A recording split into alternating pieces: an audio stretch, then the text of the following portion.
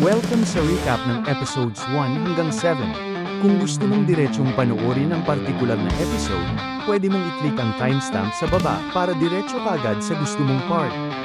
Kaya relax ka lang, at simulan na natin ang kwento. Sa simula, hinahabol ni Momo Ace ng isang grupo ng mga lalaki. Nagtakbo siya para makatakas. Pero bago siya tuluyang makalayo, may isa sa mga lalaki ang hamatak sa kanya, may nakasusuklam ng ngiti. Nang biglang bumagsak ang bahay sa likuran nila, pinakawalan siya ng lalaki at tumakbo palayo. Pagkabilib, bigla namang dumating si Grandma Turbo. Nilinaw niya na natuwa siyang makita ang lumang hot spring na nabuwal. Nawala nang mula si Momo kaya nagtaka siya at tinanong si Grandma Turbo kung anong ginagawa niya roon. Ipinaliwanag ni Grandma Turbo na narinig niyang pinag-uusapan ni Seiko ang lugar na pupuntahan ni Momo. Kaya sumama ito nang itago sa backpack ni Momo para makapunta rin sa hot spring. Dagok sa iba, lumabas mula sa buhangin ang ilang kapatid at nagreklamo tungkol sa nangyari. Tapos, dumating ang kinatawan ng Commercial Association. Hinanap nila si Leo at sinisi siya sa pagbagsak. Nilihis nila ang pansin sa mga kapatid na lang daw ang may sala. Pasasalamat at tapat na pananalita. Nagpasalamat si Momo kay Grandma Turbo sa pagligtas sa kanya. Ngunit inaming hindi ito hatang tulong, hindi tunay ang dahilan. Nag-usap sina Momo at Grandma Turbo, tinanong ni Momo kung ano-ano ang itsura nina Gigi at Okaren. Sagot ni Grandma Turbo, marami na raw dagwang tao ang nakapasok sa kanilang bahay. Sa bahay nina Gigi at Okaren. Tumingin sina Gigi at Okaren sa pader na may butas at naguluhan. Hindi sila sigurado kung anong gagawin. Usapin na lang daw na hintayin si Momo pabalik para hindi sila makapasok ng mag-isa at baka lalong magsulsul. Isang hindi inaasahan. Biglang may narinig silang boses sa labas ng bahay, akala nila si Momo na nakauwi na. Tumakbo si Gigi sa pintuan, sabik nang makita siya. Ngunit nang bumukas ang pintuan, tatlong babae ang tumitig kay Gigi nang nakakatakot. Panawagan ng mga babae. Inimbitahan sila sa loob at tinanggihan ni Gigi ng mahinahon. Pero may boses na sinabi na dahil sa kanila ay nakatira pa si JYN. Kaya kailangan daw siyang magsaing ng pasasalamat. Pagtatanong ni Okaren, tahimik na tumawag si Okaren kay JYN at nagtanong kung ano ang nangyari. Ipinaliwanag ni JYN na magkaibigan sila at pinaupa lang niya roon ang bahay habang nasa ospital ang kanyang mga magulang. Sinundan nito ng balita na ang mga babae ay galing sa pamilyang Kito. Sila raw ang may-ari ng bahay. Nang maalala ni Okaren ang nabasag na pader, nag-alala siya. Buti na lang may paliwanag si JYN, sasabihin lang daw niya na hindi nila alam kung paano nangyari yon. Hindi nagpapatalo ang babae, ngunit isa sa mga babae nagrereklamo, nasaan raw si JYN nung siya nawawala. Lumihis JYN ng usapan na nagpunta lang daw siya para kunin si Okaren. Pero nagtataka pa rin sila, baka kailangan nila ng psychic? Ang baril, bulong-bulong silang nag-away. Tumayo ang isang babae at kumuha ng baril. Sabi niya may hunting license kaya karaniwan magkamali sa bundok.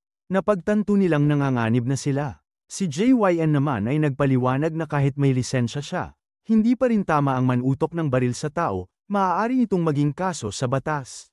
Pagdating ng pulis, habang nagpapatuloy ang puwersahang tensyon, pumasok ang pulis sa bahay, tumambad sa kanya ang eksenang may baril sa ulo ni JYN. Ngunit nagtiis siyang huwag pansinin ang ginawa ng pamilya Kito. Pressured sila. Dumating pa ang ibang miyembro ng pamilya Kito. Tinanong si JYN kung bakit siya naghiwalay nang hindi sinabihan. Pati Okaren ay tinanong kung anong team sa soccer ang paborito ni JYN para patunayan ang pagkakaibigan nila. Sa ilalim ng tensyon, agad na sinabi ni Okaren na paborito ni JYN ang Street, Jermaine. Natawa ang lalaki, tila natuwa siya na kilala ni Okaren ang sinusuportahan ni JYN. Momo sa Tsuchino Temple. Lumipat ang eksena kay Momo, pumunta siya sa Tsuchino Temple. Tinanggap siya ng receptionist at pinapasok. Doon, nakita niya sa mesa ang isang kakaibang bagay. Ipinaliwanag ng receptionist, ayon sa alamat, dati isang dambuhalang ahas ang sinasamba doon sa loob ng bulkan. Kapag gutom ito, sumasabog ang bulkan. Kaya nag-aalay ang mga tao ng bata para tumigil ang pagsabog. 200 taon itong nangyari, ngunit ang tukino na nakalagay sa mesa ay ritual relic na pangturista lamang, marketing daw yun. Ang ahas ay gawa-gawang alamat para makahikayat ng tao at hindi naman talaga ritual na laman alay. Pag-uwi ni Momo, nang lumabas, tumungo si Momo sa bahay nina JYN. Nakita niya sina JYN at Okaren na nakatali at nakahandusay sa sahig. Sa sofa, nakaupo ang mga babae, sinabi nila na handa na raw ang tatlong alay para sa ritual para sa Diyos na ahas. Labanan, dumiretso si Momo upang pigilan sila. Nahuli siya ng isa sa likuran at tinamaan sa ulo. Naramdaman ni Momo ang pagkahilo na malapit ng bumagsak. Tawa ng mayabang ang lalaki at pinayuhan siyang kumalma. Ngunit dumaldal ang isang tinig mula sa backpack ni Isis, si Grandma Turbo. Tinawag niya ang lalaki ng bunganga, natapilok ito sa isang bote at nahulog. Galit na nagreklamo si Grandma Turbo, gusto lang raw niyang matulog ng tahimik. Momo at ang pasasalama. Nagpasalamat muli si Momo at humiling kay Grandma Turbo na ipagpatuloy ang labanan. Pero nais muna niyang malaman kung sino sila, ang mga taong ito ay hindi niya kilala. Bigla na lang muling lumapit ang mga lalaki kay Momo, kaya agad siyang nagbantay at naghanda para sa sarili. Sinubukan naman ng mga lalaki na pakalmayan siya, at sinabing wala silang masamang balak. Pero hindi natinag si Momo, matatag niyang sinabi na lumayo sila at umalis sa bahay na yun. Sa halip na umalis, mas lalo pa nilang inatake si Momo. Habang naglalaban, ginamit ng isang babae ang isa sa pinakamalakas niyang kakayahan para atakihin si Momo. Napalipad si Momo at nabasag niya ang pader ng bahay.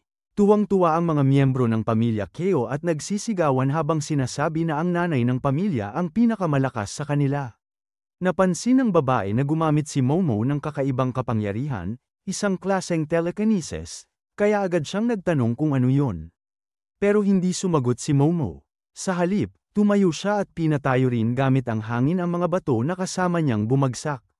Nagduda ang babae. Sa palagay niya, dumating si Momo para sirain ang kanilang pista, na bahagi ng ritual para sa Diyos ahas. Kapag hindi ito natuloy, baka raw masira ang buong nayon. Kaya mula sa paningin ng pamilya Keo, si Momo ay isang kaaway. Narinig ito ni Momo, at agad siyang sumagot. Sinabi niyang hindi tama ang pumasok sa bahay ng iba at sirain ang lahat. Pinapaalis niya muli ang mga ito. Ngunit ipinaalala ng babae na kailangan daw nilang panatilihing ligtas ang nayon kung gusto nilang patuloy na mag-enjoy sa hot spring. At para magawa yon, dapat raw nilang busugin ang Diyos ahas gamit ang mga handog. Para sa pamilya Keo, sila ang dahilan kung bakit nanatiling ligtas ang nayon. Ang bahay na kanilang kinaroroonan ay dati raw altar kung saan ino-offer ang mga tao sa halimaw. Bagamat nagbago ang itsura ng lugar, iyon pa rin daw ang altar ng mga sakripisyo. Habang nag-uusap sila, biglang lumubog sa lupa si Momo, tila hinihigop siya ng lupa. Naisip ng babae na gutom na raw ang Diyos ahas kaya nagsisimula na itong magpadala ng sumpa sa nayon. Gumamit ng telekinesis si Momo para makawala. Pero pinigilan siya ng pamilya Kito, tumakbo si Okaren para tulungan siya at iniabot ang kamay, pero nawalan ito ng balanse at sabay silang nahulog ni Momo sa buhanging kumakain ng tao. Nang lumingon si Momo pataas, nakita niyang sarado na ang butas sa kisame. Natrap na sila roon, at hindi nila alam kung paano makakaalis. Samantala, nawalan ng balanse si JYN at nahulog din sa kailaliman. Bigla namang lumitaw ang tinatawag na Diyos ahas. Masayang tinanggap ito ng pamilya Kito. Inalok ng babae bilang alay sina JYN, Momo, at Okaren. Nagulat si Momo nang makita na totoo nga ang Diyos ahas, akala niya noon ay kwento lang ito. Doon, ipinaliwanag ni Grandma Turbo na ang nilalang na yun ay hindi tunay na Diyos, kundi isang kurugari. Nang marinig ito, naalala ni Okaren ang mga nababasa niya sa mga supernatural magazines, ang kurugari ay tinatawag ring Mongolian deathworm. Isang higanteng uod na kumakain ng tao. Habang nagpapatuloy ang ritual, patuloy namang hinihikayat ng babae ang ahas na kainin ang tatlong alay. Pero sinubukan ni Momo na paalalahanan siya, ang sinasamba nila ay hindi tunay na Diyos, kundi isang halimaw na uod na nilalamon ang mga tao. At bigla nga, sinimulang kainin ng higanteng uod ang lahat ng lumalapit sa kanya. Dito na sinamantala ni na Momo at ng iba pa ang pagkakataon para tumakas.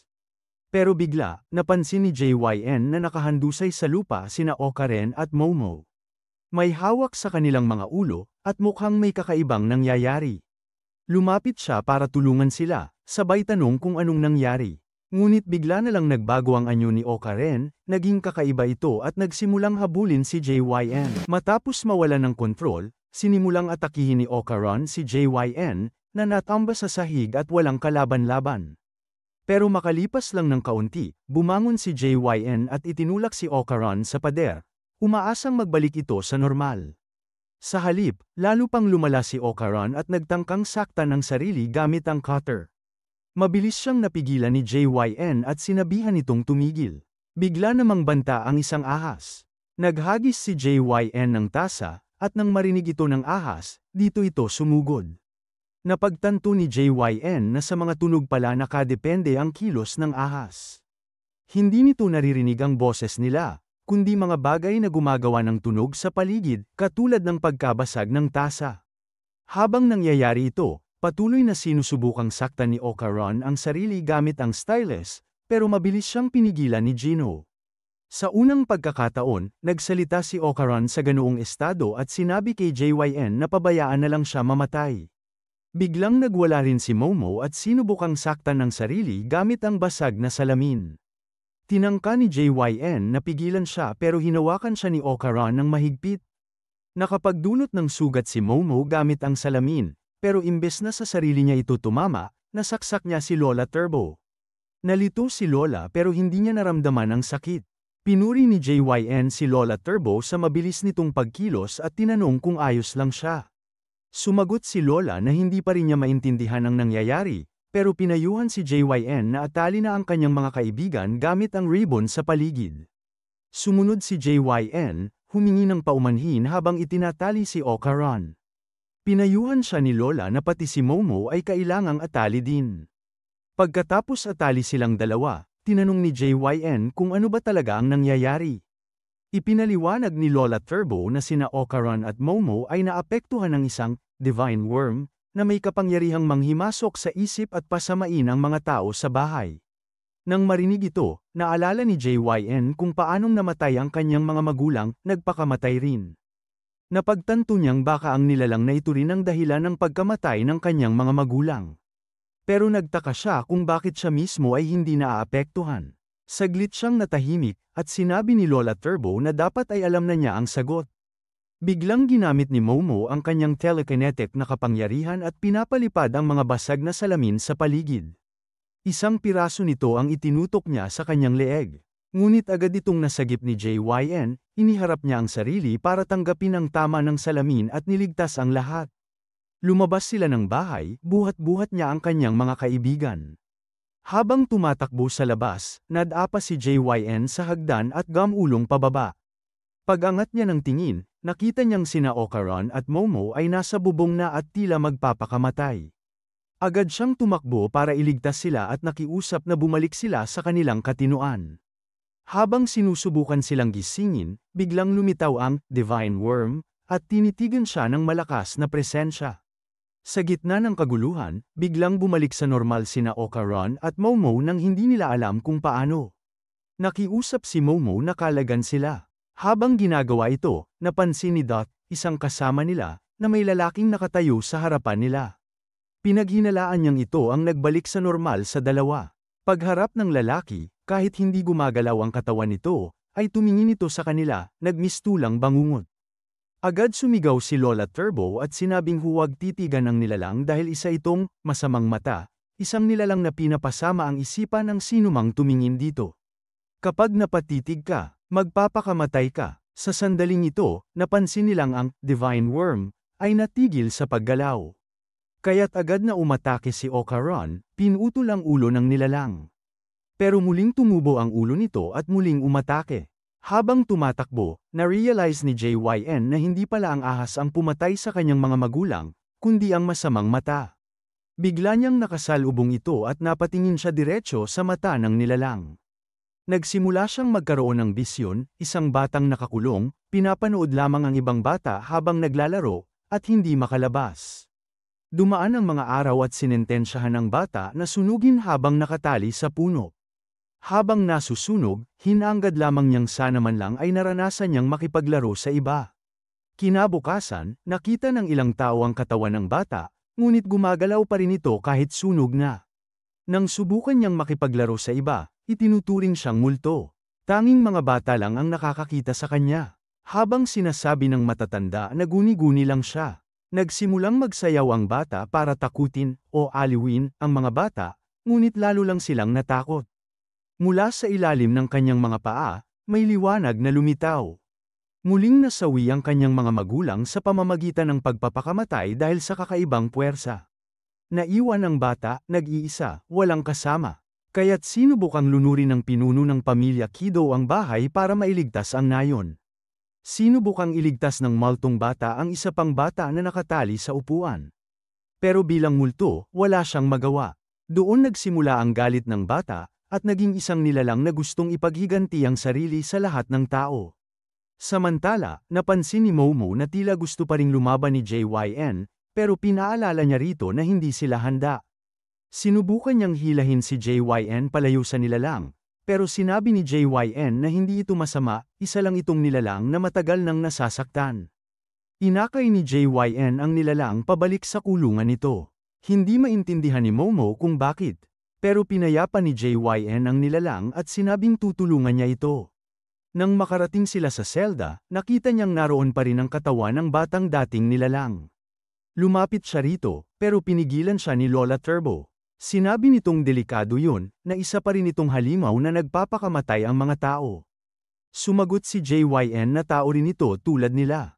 Kinontra siya ni Lola Turbo, hindi raw ito tao. Nang nagtatalo sila, dumating ang Divine Worm at sumugod.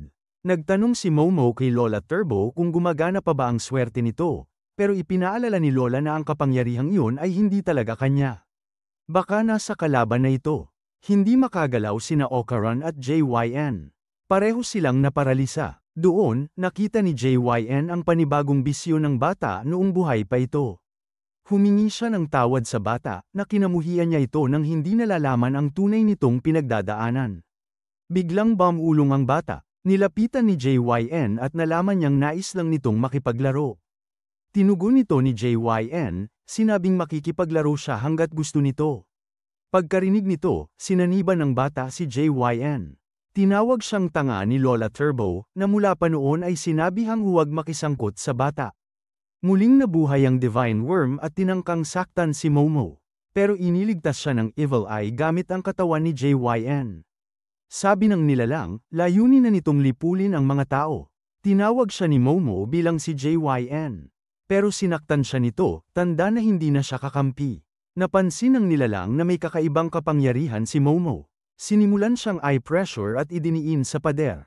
Nagulat si Momo. Tinawag uli siya bilang si JYN at tinanong kung nasaan na ang dating siya. Sinabi ng nilalang na wala na si JYN, ginawa na niya itong laruan. Ipinaliwanag ni Lola Turbo na si JYN ay may pambihirang lakas at espiritu. Isa siyang perpektong host o sisidlan. Kailangan ang tanggapin ni Momo na wala na si JYN sa kanilang panig. Muli siyang inatake ng nilalang. Pero hamarang si Okaran at bumangga sa kalaban. At saka siya nangakong tatapusin ang nilalang bilang ganti para kay Momo. Sinaniban ni Evil Eye si Gigi at bigla niyang inatake si Momo. At ngayon, si Okaran na ang nasa gitna ng laban. Pero ang tanong, kaya ba ni Okaran ang kapangyarihan ni Evil Eye, o kailangan na naman siyang iligtas ni Momo? Habang sinusubukan ni Okaran na harangin ang mga atake ni Evil Eye, napagtanto niyang masyadong malakas ang kalaban. Kaya nagdesisyon siyang ilayo si Momo sa panganib at tumakas. Pero sinundan sila ni Evil Eye gamit ang kanyang bola, kaya't pinilit ni Okaran na iwasan ang mga atake habang tinutulungan din siya ni Momo. Sa kabila ng lahat, hindi pa rin nila mapantayan ang lakas ni Evil Eye, kaya wala silang ibang magawa kundi tumakas. Pag-akyat nila, napansin nilang may ginagawa ang Death Worm. Nagtanong si Momo tungkol dito, at ipinaliwanag na ginagamit ng Death Worm ang kuryente at lason para pahinain ang kanyang kalaban bago ito patayin. Kaya kailangan nilang makaalis agad, dahil baka mapahamak sila. Pero paano sila makakaalis kung nasa ilalim sila at ang labasan ay nasa itaas? Naisip nilang baka may kahinaan ang Death Worm. Naalala ni Momo ang nabasa niya sa magazine, katulad daw ito ng bakterya na hindi kayang tiisin ang liwanag ng araw. Kaya ang plano nila, ilabas ito sa ilalim ng araw. Pero paano nila gagawin yun? At hindi rin nila pwedeng iwan si Gigi. Sinabi ni Okaran kay Momo na kaya niyang tulungan itong makatakas. Pero si Momo ay ayaw siyang iwan. Wala na silang oras para magdiskusyon, kaya sinabi ni Okaran na kapag nakaakyat na si Momo, siguradong makakahanap siya ng paraan para mahayla sila paakyat. Tanong ni Momo, paano niya madadala si Gigi kung hindi sila pinakikinggan? Sagot ni Okaran, magtiwala ka. Gagawin ko ang lahat para mailigtas si Gigi. Kaya pakiusap, umalis ka na. Pumayag si Momo, kaya nag-transform si Okaran at pinaupo siya sa isang sofa, tapos tinadyakan pataas palabas ng butas. Natakot si Momo at ayaw sana, pero hindi siya pinakinggan ni Okaran. Sa ere, ginamit ni Momo ang kanyang psychic power para itulak ang sarili pataas, pero hindi siya umabot. Bumagsak siya pabalik pero bago tuluyang bumagsak, nahawakan niya ang gilid ng butas at nakalabas din. Samantala, nakita ni Evil Eye si Okaran at handa na siyang makipaglaban. Si Momo naman ay naghahanap ng lubid para mailigtas sila mula sa butas. Pero wala siyang mahanap kaya ginamit niya ang kurtina para makagawa ng pansamantalang lubid. Nang ihulog niya ito, napagtanto niyang hindi ito kakayanin, kaya nag-isip siya ng ibang paraan para labanan ang Deathworm. Naalala niya ang usapan nila ni Gigi noon, kaya sinindihan niya ang buong bahay at sumigaw para tawagin ang fire truck. Habang si Evil Eye at Okaran ay tila naglalaro ng football, isang one-sided match kung saan si Okaran ay puro iwas lang. Nang magsawa si Evil Eye, ginamit na niya ang kamay sa labanan at bagbog sarado si Okaran gamit ang suntok at bola. Pero kahit hirap, pilit pa ring inililigtas ni Okaran ang sarili. Nang akusahan siya ni Evil Eye na nakakainis dahil sa kaiwas, sinabi ni Okaran na gusto niyang seryosohin ang laban at gamitin ang buong lakas ng katawan niya. Habang tumatagal, nagsimulang dumyugo ang ilong ni Gigi dahil sa lason ni Deathworm. Kaya't pinasok ni Evil Eye si Okaran sa isang mahiwagang espasyo gamit ang bola niya, kung saan naririnig ni Okaran ang sigaw ng mga taong pinatay ng Quito family bilang alay. Sinubukan niyang makalabas pero hindi niya magawa. Sumunod si Evil Eye sa loob ng espasyo at nag-umpisa na naman siyang bugbugin si Okaran. Ang saya nito, di ba? Pagkatapos mo, si Momo naman ang torturean ko, sambit ni Evil Eye. Biglang hinawakan ni Okaran ang mukha ni Evil Eye at sinabing, sobra ka na. May tatlong bagay kang hindi dapat ginawa. Una, sinaktan mo si Momo. Pangalawa, sinaniban mo ang kaibigan ko.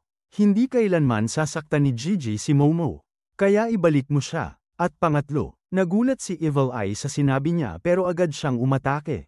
Umiwas si Okaran at tinire siya ng isang malakas na suntok. Sumunod, sinimulan na niyang gamitin ang buong lakas niya. Binugbog si Evil Eye ng sunod-sunod na suntok, 5 sets ng 20 hanggang 20 punches. Nabiyak ang espasyo nila at nawala ng malay si Evil Eye. At pangatlo, sabi ni Okaran bago siya himatayin, hindi mo dapat ako galitin. Nang magising si Okaran, nagpasya siyang umakyat agad para salubungin si Momo. Binuhat din niya ang katawan ni Gigi. Sa ilalim, narinig niya ang boses ni Turbo Granny na nakakulong pa rin sa likido ni Deathworm. Hindi siya makalabas kaya't akala niya, doon na siya mamamatay. Dumating si Okaran, at naiyak si Granny sa tuwa. Gumawa siya ng tulay gamit ang mga tabla para makatawid sa likido at sinimulang hilahin si Granny. Pero nang maligtas na ito, sabay silang nahulog sa likido. Ang bobo mo talaga, sigaw ni Granny, bakit hindi mo ginagamit ang kapangyarihan ko? Sagot ni Okaran, nag-transform na ako ng 2 beses. Hindi na pwede ulit. Kung ganun, dito na nga tayo mamamatay. Paalam na, sigaw ni Granny. Samantala, dumating na ang fire brigade at sinusubukan nilang apulahin ang apoy. Tinanong si Momo ng mga pulis kung siya ba ang nagsimula ng apoy. Umamin siya at sinimulang ikwento ang kasamaan ng Quito family. Pero hindi siya pinaniwalaan at pilit siyang isinasama sa presinto. Pero wala na siyang oras, malapit nang lumubog ang araw. Kaya nakiusap siya sa mga bumbero na buhusan ng maraming tubig ang lupa. Walang nakinig sa kanya. Bigla, lumindol at mula sa ilalim ng bahay, lumabas ang Deathworm, dahilan para magtakbuhan ang mga tao. Dahil sa liwanag ng araw, nasasaktan si Deathworm, ito pala ang plano ni Momo. Flashback, bata pa sila noon ni Gigi. Tinanong ni Gigi, Momo, alam mo ba kung bakit lumalabas ang earthworms kapag umuulan? Hindi raw alam ni Momo. Paliwanag ni Gigi dahil sa balat nila sila humihinga. Kapag basa ang lupa, hindi na sila makahinga sa ilalim kaya umaakyat sila. Pero kapag mainit, namamatay sila. Kaya tinatawag tong earthworm suicide. At ngayon, nabasa ng tubig ng fire brigade ang lungga ni Deathworm kaya't napilitan siyang lumabas. Tinangka niyang magtago sa anino ng mga nasirang bahagi ng bahay. Kaya't kinuha ni Momo ang fire truck at giniba ang bahay para tuluyang mabilad si Deathworm sa araw. Nasunog ito, bumagsak, at inakala nilang patay na. Nilapitan siya ni Momo para tiyaking patay na nga. Pero gumalaw ito, kaya natakot siya. Bigla itong nagsuka at lumabas mula sa tiyan niya ang buong Kito family. Buhay pa pala sila. Galit na galit ang leader ng pamilya. Paanong nagawa mo to? Nilabag mo ang kalooban ng Serpent God. Sagot ni Momo, talaga bang kinakampihan mo pa rin siya? Kinain ka na nga niya. Pasensya na, wala akong oras sa'yo. Kailangan ko pang iligtas sina Okaran. Biglang lumindol ulit. Sabi ng leader, anumang mangyari, ikaw ang may kasalanan nito. Naguguluhan si Momo, at sa puntong yon, sumabog ang bulkan. Sa wakas, napakalma na ni Okaran si Gigi, at si Momo naman ay natalo na ang Deathworm. Pero may mas malaking problema silang kinakaharap ngayon, sumabog na ang bulkan sa lungsod. Ang tanong, kaya ba nilang pigilan ito, o tuluyan ang maglalaho ang buong syudad sa apoy? Ipinagbigay alam na sa lahat ang pagputok ng bulkan at pinayuhan silang lumikas. Ang pinuno ng pamilya Kito ay nagsabing, sinabi ko na sa inyo, ang Serpent God lang ang pumipigil sa bulkan dahil sa ating mga alay. Pero pinatay niyo siya at sinira ang lahat. Ayon sa matandang kwento, kapag ang dragon ay lumipad paakyat sa langit, isang bahaghari ang lalabas at pagkatapos nito ay magwawala ang bundok, wawasakin ang buong nayon, at ngayon, mukhang iyon na nga ang mangyayari. Kaya kailangan niyong akuin ang responsibilidad. Naisip ni Momo, ang weird. Ang Deathworm, hindi naman pwedeng lumitaw sa harap ng araw. Bakit sinasabi sa mga kwento na paakyat ang dragon sa langit? Ang totoo, hindi tungkol sa Serpent God ang kwento. Ang ibig sabihin ng dragon na umaakyat sa langit ay ang fountain, bukal. At ang fountain na nakita natin, senyales pala yun na malapit nang sumabog ang bulkan. Napagtanto niya, alam ng mga tao noon ang tungkol sa bulkan kaya nag-iwan sila ng kwento. Pero mali ang pagkakaintindi ng iba. Kaya binuhat ni Momo ang katawan ng Deathworm at itinapon ito mula sa bundok. Nagalit ang pamilya Kito. Tumakbo si Momo pababa sa bundok dala ang katawan ng Deathworm para dalhin ito sa fountain na nakita niyang pinagliguan. Hinabol siya ng pamilya Kito para pigilan siyang bastyusan, ang Serpent God nila. Hindi niya sila pinansin. Kumuha siya ng parte ng Deathworm at inilagay sa ibabaw ng fountain. Pagkatapos, bumalik siya para kunin ang bunganga ng Deathworm. Kapag kumalat ang lava ng bulkan, mapapatunayan ang kwento ng Kito family. Kaya hindi ako papayag. Kailangang pigilan ko ito, sabi niya. Kinuha niya ang bunganga ng Deathworm para gamitin itong parang tubo. Pagdating ng tubig sa katawan ng Deathworm, nagsimula itong lumabas sa bunganga nito, at ginamit iyon ni Momo para pigilan ang pagkalat ng lava. Pero malaki na ang pinsalang nagawa ng lava, nagkakaroon na ng sunog sa kagubatan. Dumating ang pinuno ng pamilya Kito at sinipa si Momo. Huwag mong bastyusan ang aming Serpent Lord. Sigaw niya. Sagot ni Momo, tinutulungan ko lang kayong pigilan ang lava. Kaya huwag kayong hamarang. Protektado namin ang lupang ito. Hindi ito kailangang pakialaman ng isang tagalabas. Kaya isasakripisyo na lang kita sa bulkan para tumigil ang Diyos nito. Sagot ng pinuno. Nap-icon si Momo. Grabe ka. Ang bilis mo namang palitan ang sinasamba mong Diyos. E di ba mahal niyo ang Serpent God?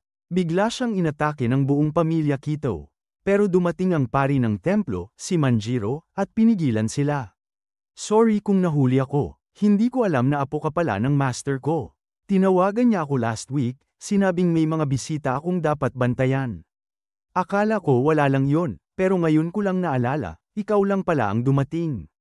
Ibig sabihin, ikaw nga ang apo niya. Habang kinakalaban ni Manjiro ang pamilya Kito, sinabi niya kay Momo na tapusin ang kanyang ginagawa. Bumalik si Momo sa pagpapalamig ng lava gamit ang Deathworm. Pero masyado nang mabigat ang katawan nito.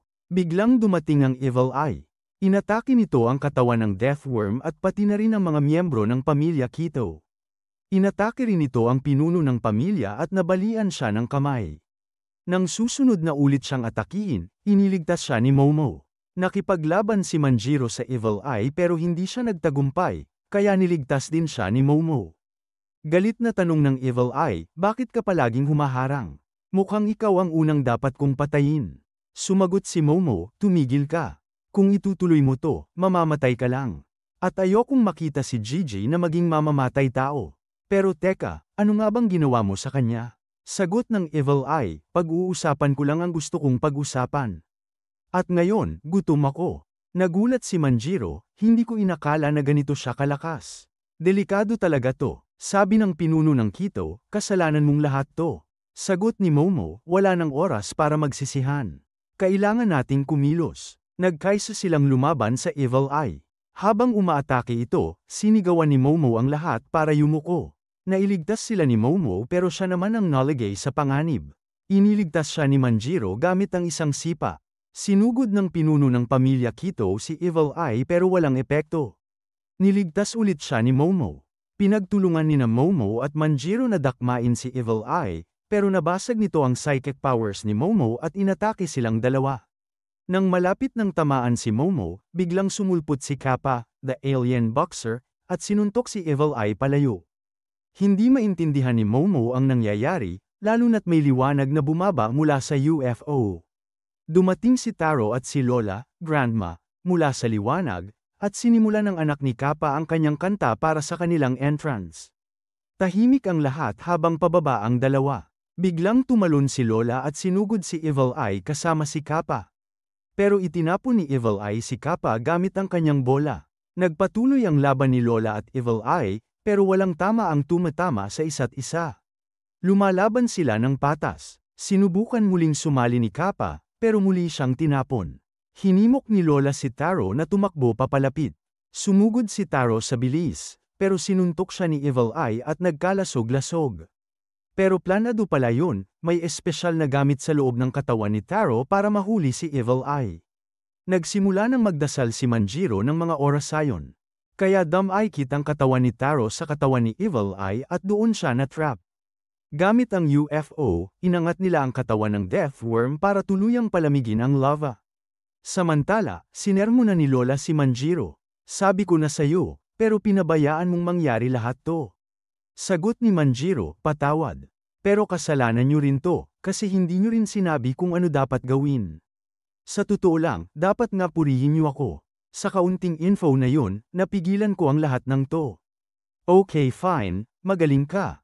Pero pasalamatan mo rin si Taro, dahil kung hindi dahil sa kanya, hindi natin mahuhuli si Evil Eye. Wala akong narinig tungkol dito. Reklamo ni Taro, anong gagawin ko sa mga internal organs ko ngayon? Tumahimik ka, ilagay mo sa shopping bag at umuwi na tayo. Nagtanong si Momo, nasaan na si Turbo Granny at si Okaran? Nakita nilang wala na si Momo, umalis na siya para iligtas si Okaran. Dahil hindi niya magamit ang psychic powers niya, si Kappa ang naglinis ng mga bato gamit ang kanyang boxing power. Nang nahanap nila ang hukay kung saan naroon si Okaran, puno na ito ng lava. Inutusan ni Momo ang anak ni Kappa na ibuhos ang likido ng Death Worm sa ibabaw ng lava. Nababaliw ka na ba, Momo? Anong ginagawa mo? Tanong ng lahat. Sasama ako sa loob. Alam kong delikado, pero nangako ako kay Okaran na ililigtas ko siya. Pinigilan siya ni Kappa at ng anak nito. Pero ginamit ng bata ang UFO para alisin ang lava mula sa hukay at pinalamig ito gamit ang likido ng Death Worm. Nang lumamig na ito, sinisid ni Momo ang lava at nakita nila buhay pa si Okaran at si Turbo Granny. Kung hindi ko sinubukang iligtas si Turbo Granny, siguradong patay na ako. Buti na lang, naprotektahan kami ng likido ng Death Worm, sabi ni Okaran. Nasaan si Gigi? Baka natangay siya ng lava. Relax. Nakalabas siya sa tamang oras. Okay, mabuti naman. Pero sorry, Momo. Ako dapat ang nag-alaga kay Gigi, pero wala akong nagawa. Nadulas si Okaran at nabagsakan si Momo. Humingi siya ng tawad habang yakap siya ni Momo. Dapat ako ang humingi ng tawad. Nangako akong ililigtas kita, pero hindi ko nagawa. Buti na lang, buhay ka pa. Nahuli na rin sa wakas ni Lola ni Momo si Evil Eye. Pero ang tanong ngayon, paano nila mailigtas si Gigi mula sa pagkontrol ni Evil Eye? At kung makalaya man si Evil Eye, baka gumawa na naman siya ng gulo. Nagtipon-tipon ang lahat at nagsimula na si Lola ni Momo na magbasa ng dasal kasama ang iba para patahimikin si Evil Eye. Pero kahit matapos ang dasal, hindi ito umepekto kay Evil Eye. Kaya inulit na naman nila ang dasal. Paulit-ulit na lang hanggang sa napagod sila at napilitan na lang bumalik sa kanilang syudad. Habang kumakain ang lahat, galit na galit si Ira dahil hindi siya isinama sa nangyari. Kaya nag-away sila ni Momo. Tinanong ni Ira si Kappa kung bakit siya bumalik sa Earth. Sabi ni Kappa, masaya raw siya nung binigyan siya ng baka, pero hindi ito naglabas ng gatas. Kaya napilitan siyang bumalik dahil ang planeta nila ay may hangin na diretso pumapasok sa baga. Kaya hindi makapaglabas ng gatas ang baka. Dahil kailangan ng anak niya ng gatas, nagdesisyon silang manatili sa Earth. Natuwa si Caron nang malaman niya na diretso pala ang oxygen sa baga ni Kappa kaya tinanong niya pa ito.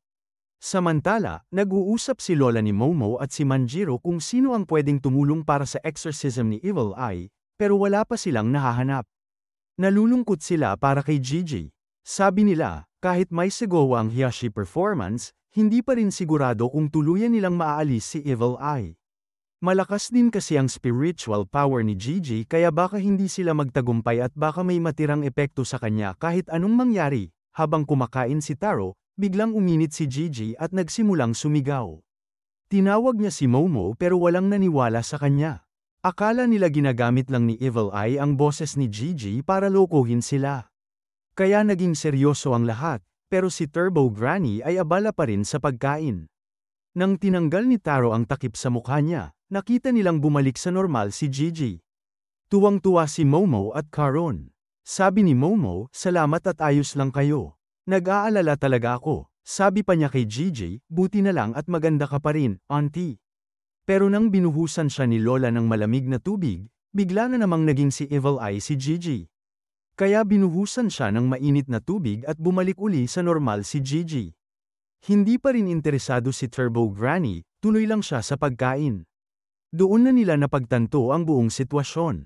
Niloloko lang pala sila ni Gigi kaya binugbog siya ni Momo. Sabi pa ni Lola, simula ngayon Gigi, dapat may kasama ka palagi. At huwag kang lalabas ng syudad hanggat hindi pa natin natatapos ang exorcism. Dahil sa labas, hindi na natin magagamit ang proteksyon ng ating barrier. Dagdag pa niya, kahit ang barrier ni Taro ay hindi sapat para mapigilan si Evil Eye. Kaya gagamitin natin ang thermos na may mainit na tubig. Kapag bumalik si Gigi bilang Evil Eye, buhusan niyo siya agad. Binalaan din si Gigi na iwasan ang malamig na tubig, dahil kahit isang patak lang ay pwede siyang muling maposes. Kinagabihan, nagsiuwian ang lahat. Napag-alaman nating nakatira na si Kappa malapit sa isang dairy farm para may access siya sa gatas. Tinulungan siya ni Lola ni Momo. Tinanong siya ni Caron tungkol sa pangalan niya, at doon niya ibinunyag ang tunay niyang pangalan, Penny Winnie. Dumating si Yofa para sunduin si Penny at inihatid siya sa dairy farm. Kinabukasan, nagpunta ang lahat sa ospital para bisitahin ang mga magulang ni Gigi, na inilipat na rin ni Lola sa syudad. Sa biyahe, aksidenteng naghawakan ng kamay sina Momo at Ocaron, kaya kinabahan si Ocaron at agad humingi ng paumanhin. Pero sabi ni Momo, huwag na siyang mag-alala at ibinaba niya ang kamay nito. Unti-unting hinawakan ni Momo ang kamay ni Ocaron at parehong bumilis ang tibok ng puso nila. Nahihiya si Ocaron at hindi niya alam kung anong nangyayari, pero biglang dumating si Gigi at sinira ang moment nila. Lahat ng ito ay nakita ni Lola pero hindi siya nagsalita. Sa ospital, nang makita ni Gigi ang kanyang mga magulang, napaiyak siya.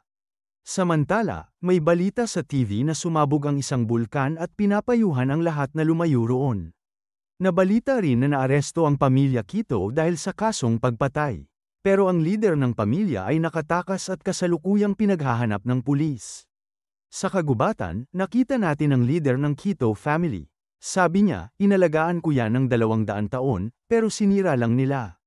Hindi ko palalampasin si Momo. Dito nalaman ng lahat na isang alien pala ang leader ng Quito family, at handa siyang gumanti kay Momo. Sa pagpasok sa eskwela, nagkita ulit sina Momo at Ocaron. Tinanong ni Momo kung kamusta si Gigi at kung kailan gagawin ang exorcism. Sagot ni Ocaron, hindi pa maayos si Gigi, at hindi pa natin alam kung kailan ang exorcism. Kailangan pa ng isang hiyashi performance na ginagawa tuwing festival para i-entertain si Evil Eye at palabasin siya. Pero wala pang gustong mag-perform. Sabi ni Momo, so kung hindi gagana ang barrier ni Taro, baka kailanganin nating lumaban ulit. Sumang-ayon si Ocaron, pero biglang dumating ang mga kaibigan ni Momo at pinutol ang usapan nila. Ibinahagi nila na ayon sa balita, may nakita raw si Yofa malapit sa bulkan. Habang papasok sa klase si Aira, nahihiya siyang pumasok dahil siya ang nagpakalat ng tsismis laban kay Momo. Kaya lumapit si Momo at isinama siya palayo. Galit si Aira at sinabing, gusto mo bang mamatay? Bakit mo ko kinakausap sa harap ng klase? Bumababa ang popularity ko. Pero sabay sabi niya kay Karun, ikaw iba ka, pwede mo akong kausapin kahit kailan. Inanyayahan ni Momo sina Aira at Ocaron na matulog sa bahay nila para magbantay kay Gigi. Kasi hindi kaya nina Lola at Manjiro na magbantay ng 24 na oras. Pumayag ang dalawa, pero tinanong ni Momo si Aira kung may lakad siya kasama ang friends niya. Nalungkot si Aira at umalis. Sinundan siya ni Momo at ipinaliwanag na kung ang presensya ni Aira ay makakasira sa relasyon niya sa mga kaibigan, hindi na niya kailangan sumama. Pero sinabi ni Aira na kasalanan niya ang lahat at nais niyang tumulong.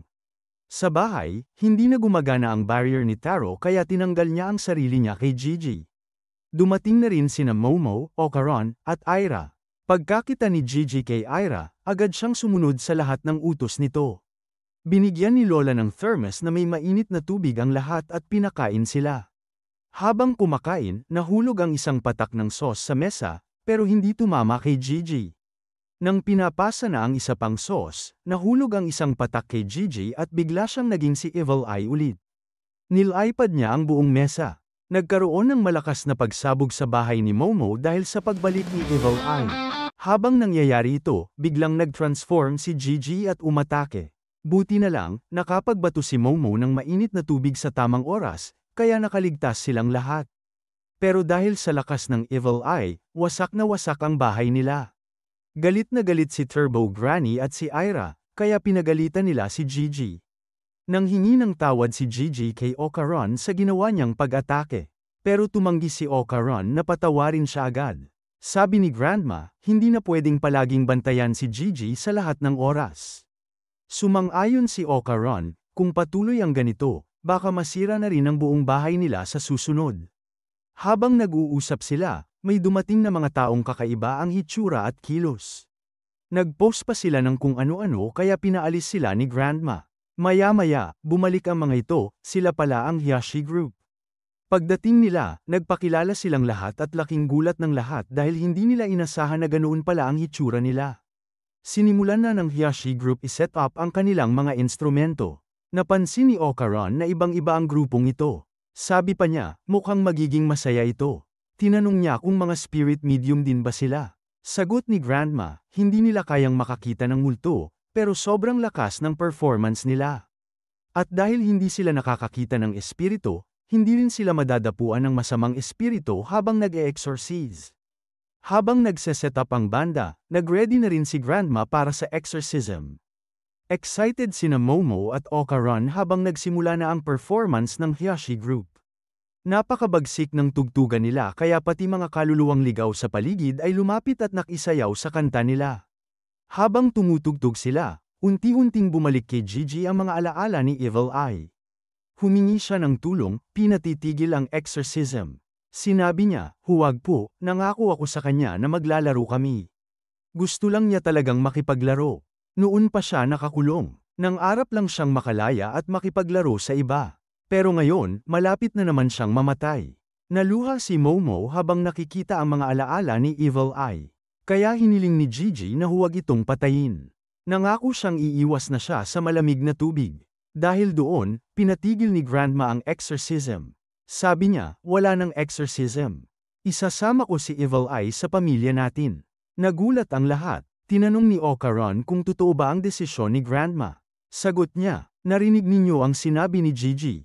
Gusto niyang ayusin ito, kaya susuportahan ko siya. Biglang sumabat si Aira. So ibig sabihin, tayo na naman ang mag-aalaga sa kanya? Sayang oras ko sa mga self-centered na ganyan. Pero may ideya si Okaran. Sabi niya, ako na lang ang mag-aaral kung paano mapigilan si Evil Eye. Kapag naging malakas ako, hindi na natin kailangang mag-alala pa kung mag-transform si Gigi. Nag-aalala si Ira, pero bakit mo gagawin yan? Delikado yan at baka hindi ka na makatulog sa gabi. Sagot ni Okaran, kaibigan ko si Gigi.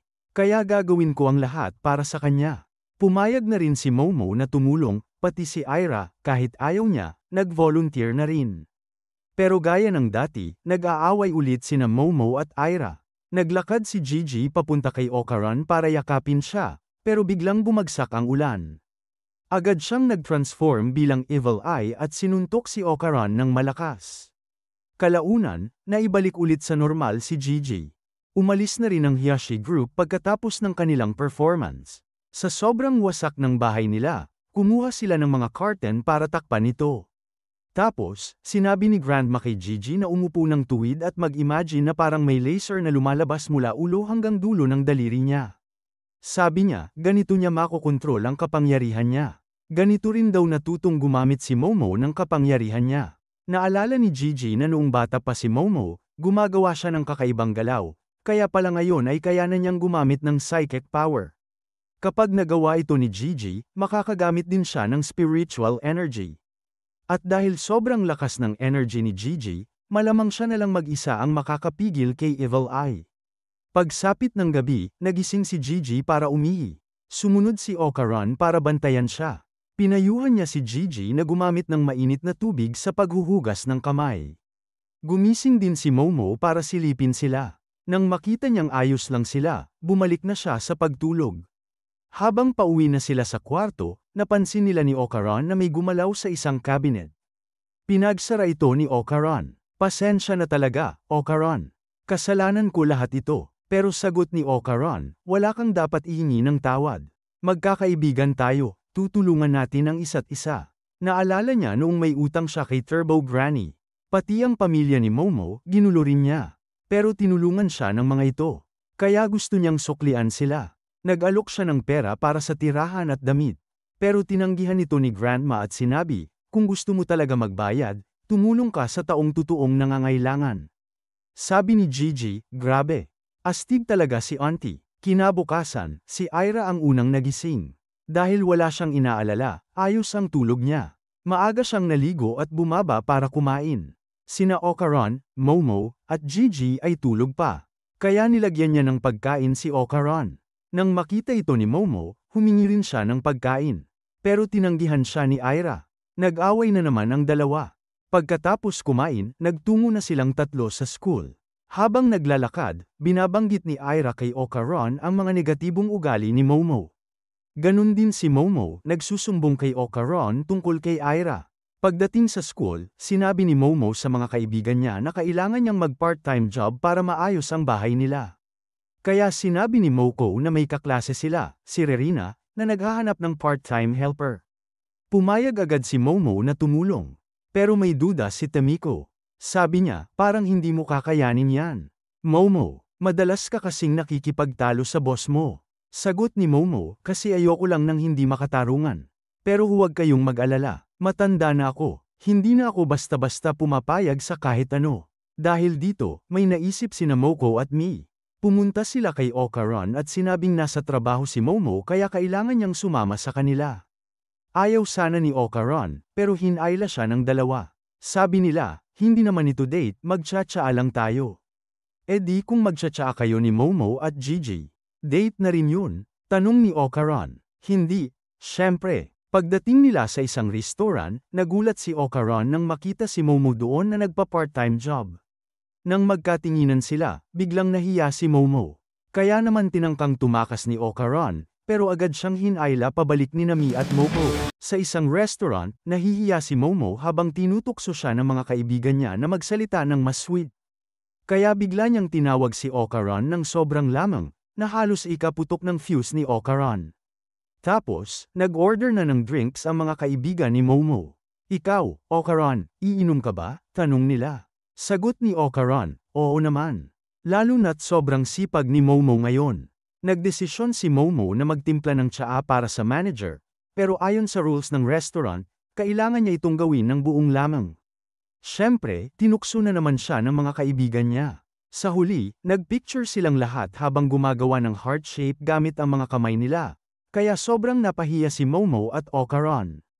Paglabas nila ng restaurant, sinermo na ni Momo ang mga kaibigan niya at pinaalis na. Pero bago sila umalis, niyaya pa nilang sumama si Ocaron. Ayaw ni Ocaron umalis, kaya iniwan na siya ng mga ito. Pasensya na kung pumunta ako rito sa trabaho mo, sabi ni Ocaron. Sagot ni Momo, kung totoo kang nagsisisi, huwag ka nang bumalik dito.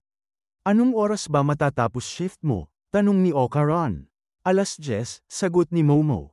Okay, hihintayin kita. Delikado kasi sa babae ang umuwi mag-isa sa gabi. Wala yun, malakas naman ako, sagot ni Momo. Umalis si Ocaron, pero nasaktan si Momo sa sinabi niya.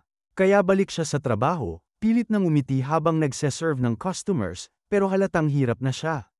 Kaya sobrang sabik na niyang matapos ang shift. Pagkatapos ng trabaho, hinanap ni Momo si Ocaron, pero wala siya. Paalis na sana siya nang biglang tumakbo si Ocaron papunta sa kanya. Akala ko umuwi ka na, sabi ni Momo. Hinding-hindi ko iiwan ang isang babae na mag-isa sa gabi. Tara, ihahatid na kita, sagot ni Ocaron. Habang magkasabay silang naglalakad, hinawakan ni Ocaron ang kamay ni Momo pero agad niya itong binitiwan. Kaya siya naman ang hinawakan ni Momo, at nagulat ng gusto si Ocaron. Samantala, natutunan na ni Gigi kung paano i-stabilize ang katawan niya kaya hindi siya natitinag kahit pilitin ni Manjiro. Nalilito si Akira at sabi niya, Gigi, ang bilis mong matuto. Sabi naman ni Grandma, sige, Manjiro, maghanda ka ng mainit na tubig. Babasain ko si Gigi ng soy sauce para makita kung makokontrol niya si Evil Eye. Gigi, isipin mo na may usok na lumalabas sa bawat parte ng katawan mo, sabi ni Grandma. Pagkatapos, binuhusan niya si Gigi ng solar sauce, kaya unti-unti siyang nagtatransform bilang Evil Eye. Pero nagawa niya itong kontrolin at hindi tuluyang nagbago. Ang galing mo, Gigi. Pero mag-ingat ka pa rin. Kahit hindi ka magtatransform sa malamig na bagay sa paligid, kapag mas malamig pa roon ang na-expose sa'yo, bigla ka pa ring magbabago. Dumating sina Ocaron at Momo, at dahil malamig sa labas, uminom sila ng mainit na tubig.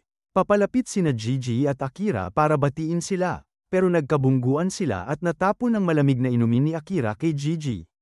Agad siyang nag-transform bilang Evil Eye. Sinubukan nilang buhusan siya ng mainit na tubig, pero gumawa siya ng protective barrier at ikinulong si Momo sa loob nito, pero nakalabas pa rin ang mga kamay niya.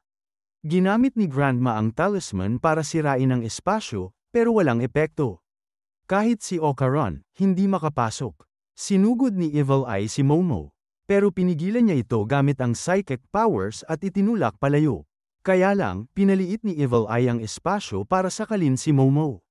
Sa huling sandali, ibinuhos ni Momo ang mainit na tubig na hawak niya diretso kay Evil Eye, kaya bumalik sa normal si Gigi.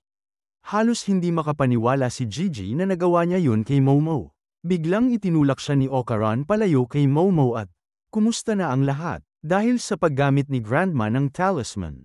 Nasugatan ang kamay niya. Walang sinisisi kay Gigi, pero ramdam pa rin ni Gigi ang matinding guilt sa nangyari. Maya-maya, lumapit si Akira kay Momo para humingi ng tawad dahil sa kanya natapunan si Gigi ng malamig na kape. Sabi naman ni Momo, huwag na siyang mag-alala. Pero kahit ganoon, hindi pa rin nag-uusap sina Gigi at Ocaron. Dito napagtanto ni Ocaron na kailangan pa niyang maging mas malakas. Kaya pumunta siya para hanapin si Alien Penny, na ngayon ay nagtatrabaho sa isang dairy farm. Ocaron, anong ginagawa mo rito? Tanong ni Penny. Sandali, Penny, ano yang itsura mo? Gulat ni Ocaron. Ganitong anyo ko kapag nasa Earth ako, sagot ni Penny. Ay grabe, ibig sabihin ba nito, nag-a-adapt ang mga alien para magmukhang tao? Hindi ko alam kung ilan kaming alien dito sa mundo, dagdag ni Penny. Pero sigurado akong hindi ka lang dito para makipagkwentuhan. Tama ka, nandito ako para gawing alagad mo ako at turuan mo akong sumuntok, diretsong sabi ni Ocaron. Hindi kita tuturuan. Mali ang gumamit ng karahasan, sagot ni Penny. Kung wala ka nang gagawin, tulungan mo na lang akong mag-ayos ng mga gamit. Tinulungan naman ni Ocaron, pero sa isip niya, baka pumayag din si Penny na sanayin siya. Sa huli, tumanggi pa rin si Penny, kaya umuwi na lang siya. Napansin ni Grandma na hindi pa rin nag-uusap sina Ocaron at Gigi.